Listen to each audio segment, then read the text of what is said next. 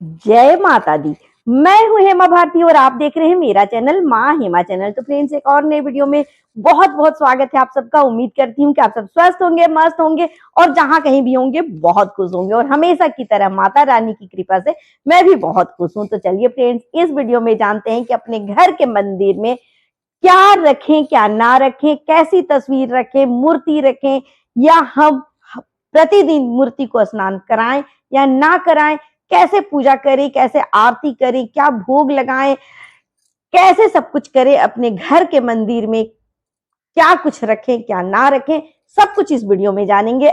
अगर आपको मेरा वीडियो अच्छा लगे तो लाइक शेयर कमेंट कर दीजिएगा। मेरे चैनल में नए हैं तो चैनल को सब्सक्राइब कर दीजिएगा, बेल आइकन प्रेस कर दीजिएगा ताकि मेरे वीडियो के नए नोटिफिकेशन सबसे पहले आप तक पहुंचे। आप भी मेरे जैसे ही माता रानी के भक्त हैं तो मेरे कमेंट बॉक्स में जय माता दी लिखना ना भूलें। और चलिए अब शुरू करते हैं वीडियो। लेकिन वीडियो शुरू करने से पहले एक बात और, अगर मेरा वीडियो में कुछ त्रुटि हो जाए, गलती हो जाए तो मुझे क्षमा कर दीजिएगा। जो अच्छा लगे उसे पकड़ लीजिएगा, जो अच्छा ना लगे उसे छोड़ दीजिएगा। चलिए अब शुरू करते हैं वीडियो और जानते हैं कि अपने घर के मंदिर में हमें क्या क्या रखना चाहिए या क्या नहीं रखना चाहिए। सबसे पहले तो मैं बता दूं कि अपने घर के मंदिर में आपको इष्ट देव की मूर्ति या फिर तस्वीर जरूर रखना चाहिए, जिस भी भगवान को आप मानते हैं। अब देखिए, आप किस भगवान को मानेंगे ये आप कैसे डिसाइड करेंगे, या आप किस भगवान की पूजा करेंगे ये आप कैसे अपना निर्णय लेंगे। देखिए, कभी कभी किसी को सपने में आता है या किसी को अनुभव होता है तो वो उस भगवान की पूजा शुरू कर देता है, या फिर उसके जो पूर्वज लोग हैं, जो जिस भगवान को मानते हैं, जिस भगवान को पूजा करते आ रहे हैं, उसी भगवान को हम इष्ट देव मानते हैं। या फिर आपके अगर कोई गुरु हैं, गुरु ने आपको बताया है कि इस भगवान की पूजा कीजिए, तो आपको फिर उसी भगवान की पूजा करनी चाहिए। लेकिन सबसे पहले यही है कि आप गुरु ही नहीं बनाते हैं। बहुत लोग देखिए अपने जीवन में गुरु ही नहीं बनाए हैं। तो सर्वप्रथम हमें अपने जीवन में गुरु जरूर बना लेना चाहिए, क्योंकि गुरु के बिना हमारा जीवन नरक के समान है। इस जीवन का कोई अर्थ ही नहीं है। बिना अर्थ के निरर्थक आपका जीवन बीत रहा है। ऐसे जीवन का कोई मतलब नहीं है। इसलिए सर्वप्रथम हमें एक गुरु बनाना ही चाहिए और गुरु के आदेश अनुसार ही अपना जीवन हमें जीना चाहिए। गुरु आपको जिस देवी देवता का पूजा करने के लिए कह दे, उसी देवता का आपको पूरा जीवन पूजा करते रहना चाहिए और उसी भगवान का आपको अपने मंदिर में तस्वीर या मूर्ति बैठाना चाहिए।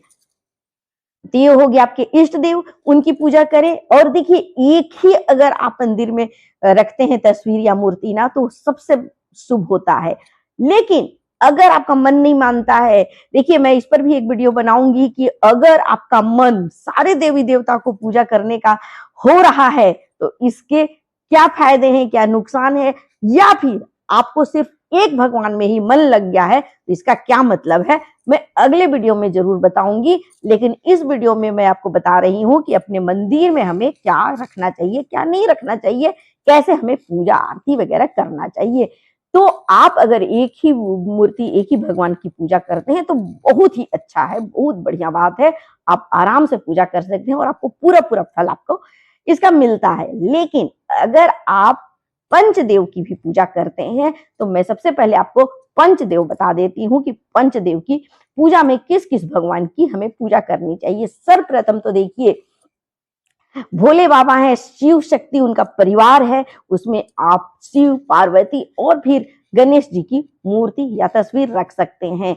कार्तिकेय जी का तस्वीर नहीं रखा जाता है मंदिर में, ये बात का ध्यान रखें। और सर्वप्रथम तो देखिए, गणेश जी को ही मिला हुआ है आशीर्वाद, उनकी पूजा के बिना हमारा पूजा अधूरा होता है। इसलिए अपने मंदिर में गणेश जी को सर्वप्रथम रखें और उनकी पूजा जरूर करें। उसके बाद ही सारे मंदिर में पूजा करें, देवी देवता का पूजा करें।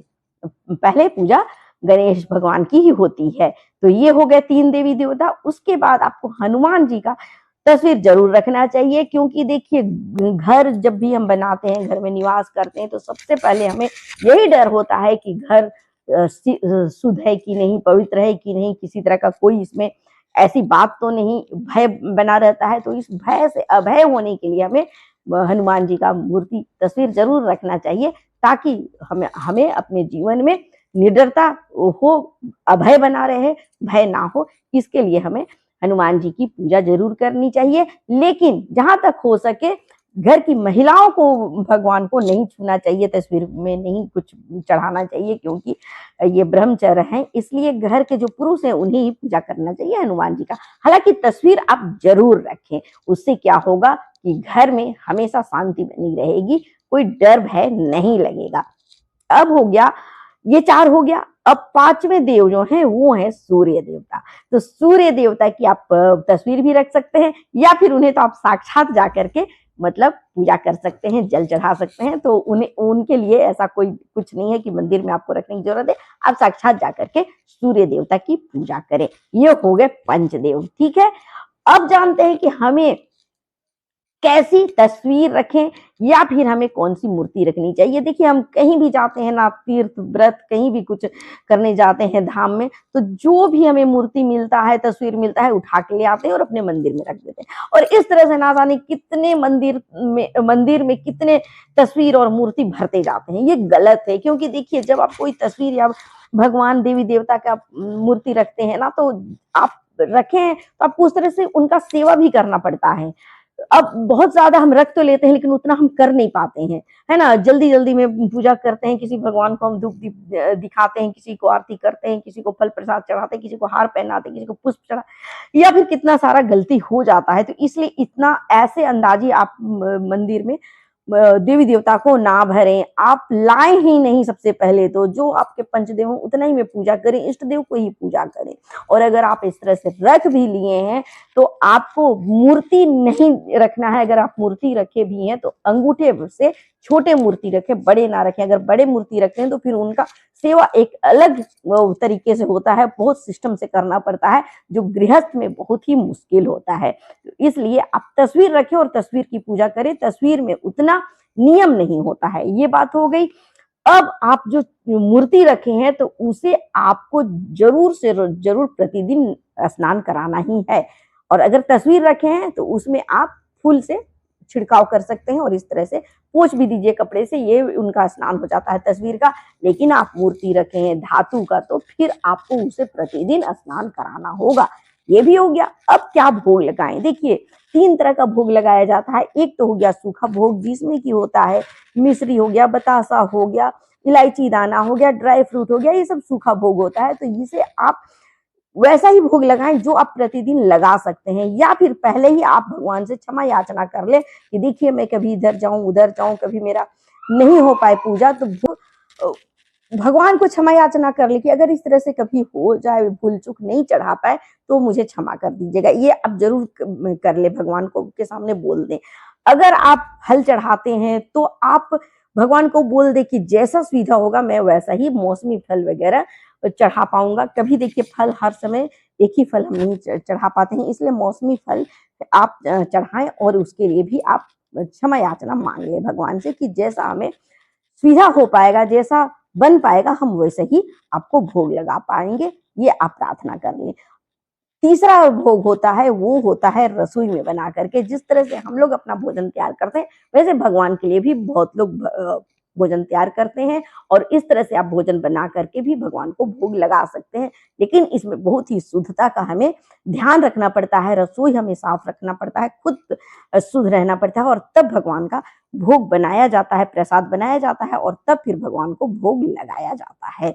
अगर आप डेली इस तरह से नहीं शुद्ध होकर के कर सकते हैं, स्नान ध्यान आप जल्दी सवेरे नहीं कर सकते हैं, या आपसे कुछ भूल चूक होता है, तो आप इसका नियम ना लें, क्योंकि अगर आप शुरू कर देते हैं तो आपको प्रतिदिन फिर आपको भगवान को भोग लगाना ही पड़ेगा। इसलिए रसोई बना करके भगवान को प्रसाद चढ़ाने का, भोग लगाने का नियम आप सोच समझ के ही करें, नहीं तो फिर आपको लग सकता है घोर पाप। ये हो गया। अब है कि आप पाठ या मंत्र इस तरह का कुछ आप स्रोत वगैरह पढ़े या ना पढ़े। देखिए, जो मंत्र, जो पाठ, जो स्रोत आपको अच्छे से आता है उसी का आप नियम ले, वही आप करें। अगर नहीं आता है तो आप ना करें, क्योंकि गलती सलती करने से देखिए गलती हो जाएगा तो फिर आपको ही भुगतान करना पड़ेगा। और इस तरह का गलती करने से अच्छा है कि आप छोटा ही जो आपको आता है अच्छे से वही पाठ पढ़े, वही मंत्र पढ़े, वही मतलब आप उच्चारण करें, नहीं तो फिर आपका मतलब पाठ करना बेकार हो सकता है। तो ये भी हो गया।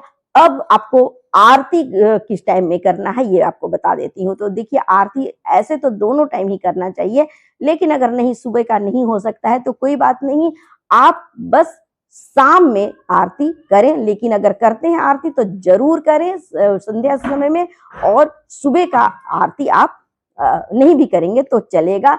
लेकिन लास्ट में आपको मैं बता दूं, जो कि आपको सर्वप्रथम करना चाहिए, पूजा करते समय आपको एक दीपक जरूर जलाना चाहिए। अब दीपक आपको किससे जलाना चाहिए, किस तेल का या घी का जलाना चाहिए, ये भी मैं बता देती हूँ। तो देखिए, आपको हर दिन देखिए सूरजमुखी का, बादाम का, ऐसा तेल से आप जो है दीपक जला सकते हैं। लेकिन किसी खास दिन जो है, जैसे शनिवार हो गया, मंगलवार हो गया, हनुमान जी को अगर आप पूजा कर रहे हैं तो आप तिल का या फिर सरसों के तेल का भी दीपक जला सकते हैं। लेकिन प्रतिदिन आपको सरसों का तेल या फिर तिल का तेल का दीपक नहीं जलाना है। अगर आप घी का दीपक जलाते हैं तो अति शुभ है, उससे आपका बरकत बना रहता है।